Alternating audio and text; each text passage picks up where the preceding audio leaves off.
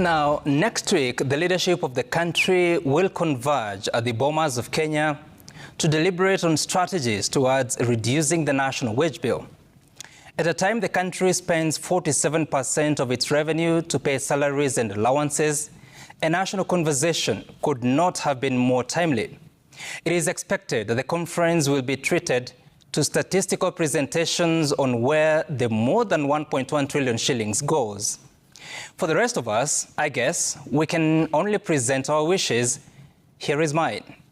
First, analysis by the Salaries and Remuneration Commission shows that out of the total wage bill, 48% comprises allowances, be they remunerative or facilitative. Remunerative allowances are such as housing allowance, commuter allowance, and leave allowance. Facilitative allowances include the daily subsistence allowances or per diems that many public officers cherish in their line of work. In the financial year ended June 2023, the government of Kenya spent some 37.8 billion shillings, of which 20 billion shillings was at the national government and the balance at the counties. Of the 20 billion shillings spent by the national government, 50% was taken by the political class for travel, that is, members of parliament and their employees and state offices in the executive. The remainder of 9.6 billion shillings went to the rest of the public sector for travel. The country's national payroll has consistently been growing to now stand a few thousand shy of 1 million public officers. Part of the increment has been occasioned by regime changes where new officers or new office holders hire new staff to help them deliver in their mandate, while the serving ones remain somewhere in government. Now, the SRC admits that this is a problem. Chairperson Lynn Mengich says, consistently, there is duplication of roles in public offices. But the wage bill is high. The wage bill national conference next week will be attended by some of those officials responsible for this.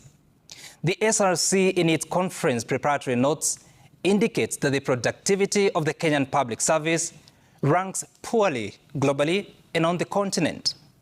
That in the latest ranking, it was positioned 153 out of 189 globally. It was positioned 26 in Africa. Yet, Kenya has the best human capital index, meaning the best human resources on the continent. And so, if the productivity levels are so dismal, why pay a trillion shillings for it? You see, we live in a world where increasingly more and more people are taking what should be public services into their private hands. A significant number of Kenyans now take their children to private schools for their discomfort in the public sector institutions. They now take their families to private hospitals and to see independent consultants when they fall sick. They now privately drive or ride to work, for they cannot rely on the public transport system. Those that cannot afford the private institutions are forced to depend on the public sector and hope there won't be a workers' strike. Yet, this group of Kenyans pay taxes without fail, from pay-as-you-earn to value-added tax and other consumption taxes. And when they attempt to start a side business, there are levies and taxes they must begin to process because there is a high wage bill to be sustained. At that conference next week, I hope there will be time to reflect on the quality of services that government renders to Kenyans. I hope there will be a session to reflect on the now more expensive corruption in accessing government services. That the recently released bribery catalogue will form part of the deliberations. If you plant a maize seed, you'd expect to harvest maize. If you pay tax, you should at least get services and of good quality. And to the citizens, paying tax is not enough. It is not a mark of generosity where you give without expecting anything in return.